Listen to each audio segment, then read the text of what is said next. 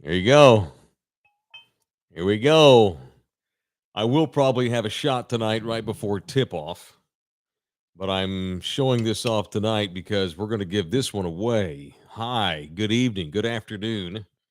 While I pop on here for a few moments and chat with the people. Good to have y'all on here. So I've got myself a bottle of Jefferson's bourbon, straight bourbon whiskey. So on Friday, we're going to give this away on In the Building. And the only way you can win this is to be a member. You need to sign up and become a member of said program in the building, not this one, but in the building. You go to Love You Hard TV and you click join, and that will make you a member. It's only $4.99 a month. And if you do that before Friday, you have an opportunity to get your name in our horse race hopper.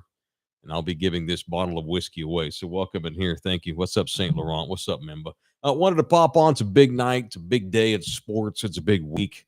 October's the greatest sports month of the calendar. April is really good too because you have the beginning of baseball. You have the Final Four. You have the NFL draft. You've got stuff in April.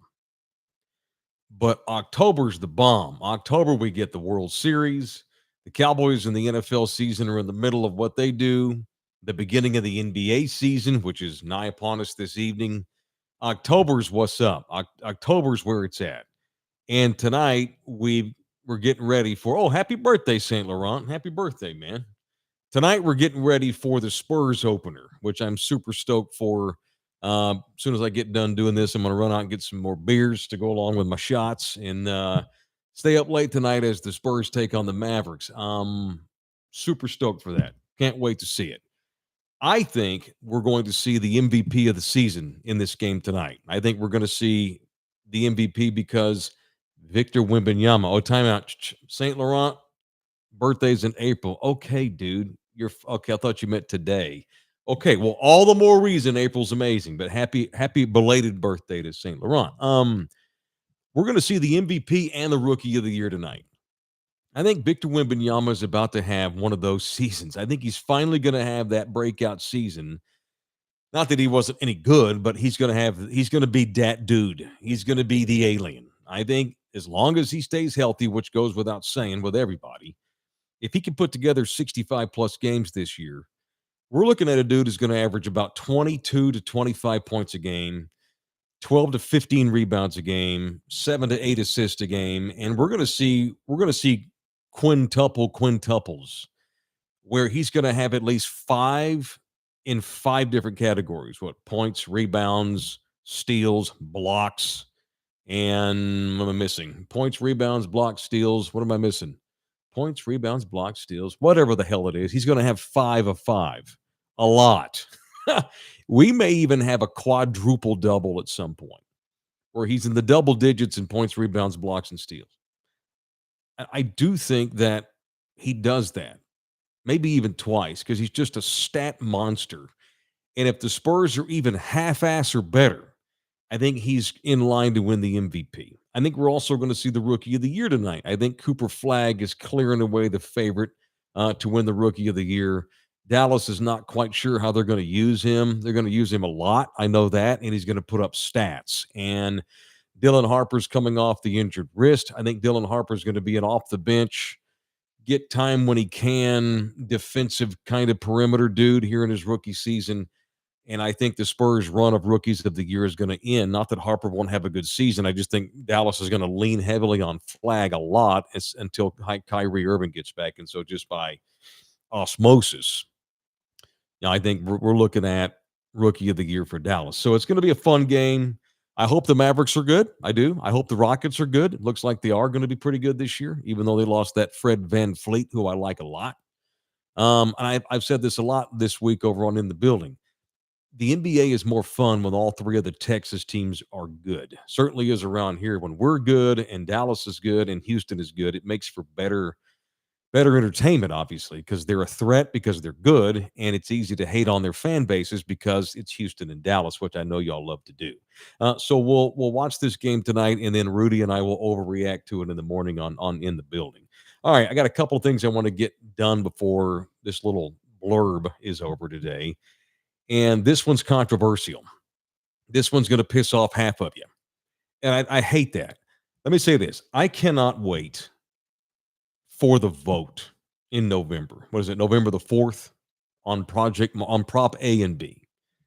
Prop A, which is I don't have it in front of me, but basically it's to allocate funds to refurbish the Frost Bank Center and to refurbish the old Freeman Coliseum. Some other things on that list you can go look up. Prop B, of course, is Project Marvel. That's the one that's going to build the new Spurs arena and the subsequent stuff that they're going to put around that land bridge going over the freeway that'll connect the east side over to the downtown side, which I think is going to be cool. Let me tell you this, and this is every time we do this, a lot of y'all get mad at me, and that's okay because my opinion comes off as like negative and anti Spurs, which is not the case at all. And these opinions don't have anything with Victor Wembanyama or Mitch Johnson or Brian Wright. These opinions are about Spurs sports and entertainment. Let me just say, thank you, Presley. All right, I made money on this post. Hell yeah, $20. Hey, jump on, piggyback off of Presley, and jump into the super chat and give us a tip. We appreciate it. So the Spurs, what I don't love about, first of all, I'll tell you right now, I'm leaning toward yes. I have not voted yet. I may vote in the early voting. I get one of the churches up the street here where we live has got a voting center. I might do that, and I'm leaning yes. Right. It would be weird if the sports guy in town, if the mayor of sports votes no for Prop B, that seems kind of weird, but I'm not convinced what I'm going to do yet once I get into the room and make my decision. When I'm staring at the module, right now I would vote yes, but I'm going to sleep on this a couple of more nights. And here's the reason. And maybe this is dumb. Maybe I should, because I don't like the narrative that's been perpetuated over our city. And I should just vote based on the nuts and bolts of the project. And do I think it's going to be good for the city ultimately?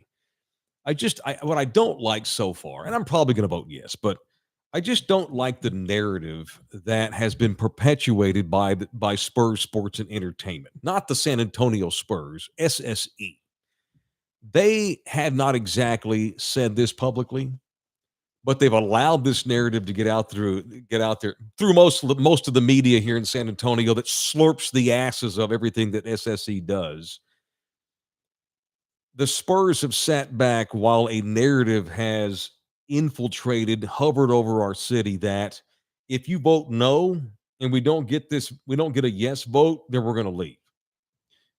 And that's what pisses me off. And that's the fear mongering that has been allowed to sliver around the city and get into the minds of the people. This whole thing where it's like either you help us build the arena because it's $311 million that they're asking for from the city and the county, which is y'all, me, if you live in Bexar County in San Antonio proper. They're asking us to give them $311 million to help them build that arena. Granted, they're donating to Billy, and that's cool. But this whole thing where help us build the arena or we're out of here, that doesn't sit right with me. Because publicly all they say is, well, we just love San Antonio. We love everybody. We just love our fans. We love our Puro San Antonio fans. We love you. We love South Texas. We are South Texans. We're part of the fabric of the city. We love it here. Sean Elliott was damn near in tears 6 weeks ago when they rolled him out before city council when he was telling the mayor to, hey, let's put this on the ballot for November. And Sean was basically crying, talking about how much he loves the city. Arizona guy, moves to South Texas, fell in love with the area, married a Mexican girl from San Antonio, has become a San Antonian. I love San Antonio. That's great. And Sean mentioned in that speech, and I'm not picking on Sean, it's not personal.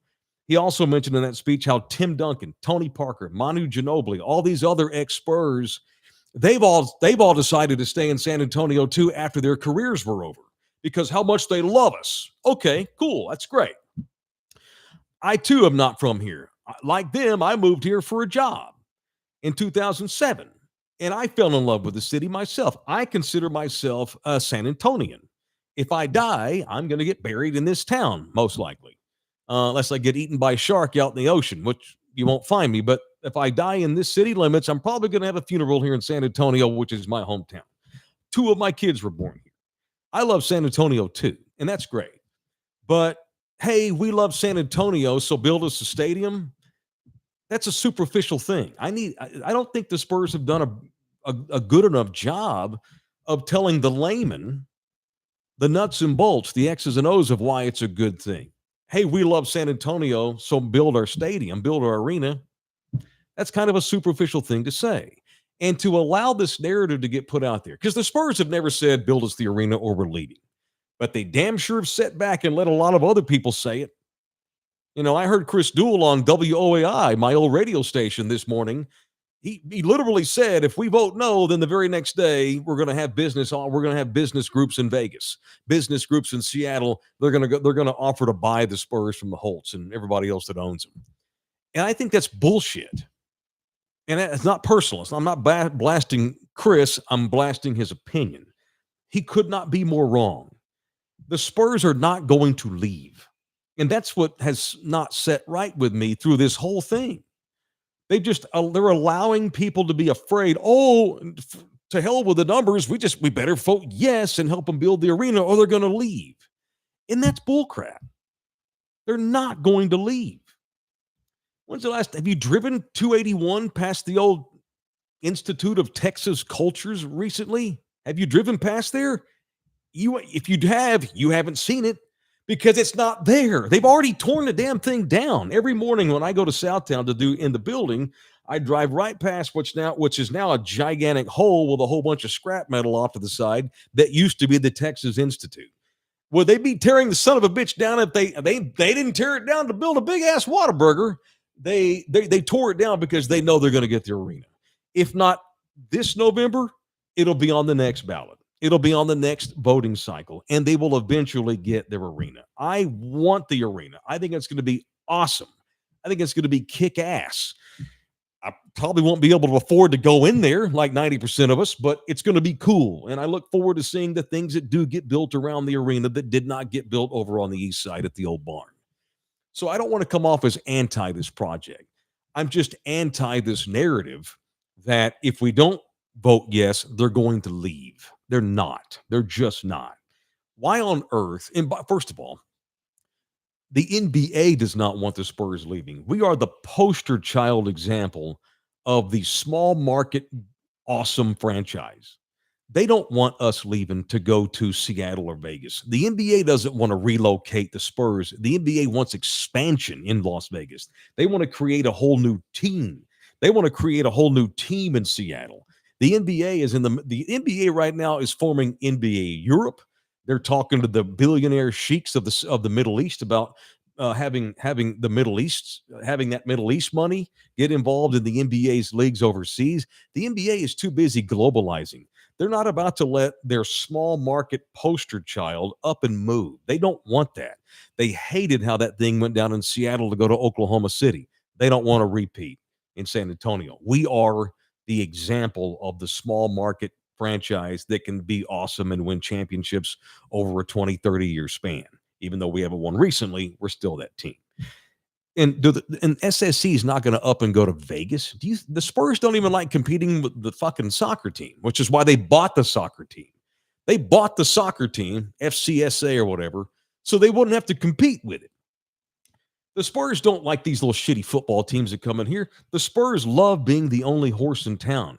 You think they want to go to Las Vegas and compete with the Las Vegas Strip and the Raiders and the soon-to-be A's and the Golden Knights and all? No. You think the Spurs want to move to Seattle and compete with the Mariners and the Seahawks and Washington football and that kind of shit? No. The Spurs want to build their arena, stay in San Antonio, continue to be owned majority by the Holt family, South Texas good old boys. They don't want to go to liberal-ass Seattle or Sin City. The Spurs' whole being is small market, small family values, South Texas. They're not gonna be able to sell that in Las Vegas unless they sell to people in Las Vegas, which they're not going to do. All right. Love y'all hard. I'm not trying to be an asshole. And I'm probably going to vote yes. I just hate this narrative that the Spurs have allowed to get out there that if you don't build us an arena, we're leaving. And what kind of relationship is that? That's like me telling Nina, "Hey, baby, I want a brand new house. I need you to help me. I want you to help me build a new house with your money. And if you don't, then I'm going to break up with you." What kind of bullshit relationship is that? The Spurs, you got Sean Elliott crying in City Hall. All these billboards. Oh yes, oh yes, oh yes. Oh, I love you. We love you. We love you. We love you. We love you. But if you vote no, we're leaving. I guess you don't love me. I thought you loved me. I thought you loved me. Then why would a little old vote that all it's going to do is delay to the next voting cycle when you'll be back on the ballot? If you love me so much, then stop letting people think that you're going to break up with me if I vote no on this. That's it. All right. What else today? Look, Jose Bouquet's in the chat. Mini heart attack when I see a notification that Love You Hard TV goes live. I got this, Bookie. I got this. We're rolling. We're rolling, bro. All right. What else tonight? What, baby? It's National Nut Day? Oh, thank you, dear. I'm going to hold you to that when the game's over. Nina says it's National Nut Day. Very good. I am going to hold her to that when the game is over, even though it'll be a late night. All right. I saw something today where Roger Goodell addressed the Bad Bunny controversy. Ooh, ooh. Seriously? The anti-Bad Bunny movement has gotten to the desk of Roger Goodell. It's insulting that the commissioner of the National Football League even has to address this. They're not going to switch out Bad Bunny just because he barely speaks English. Come on, man. Come on, man.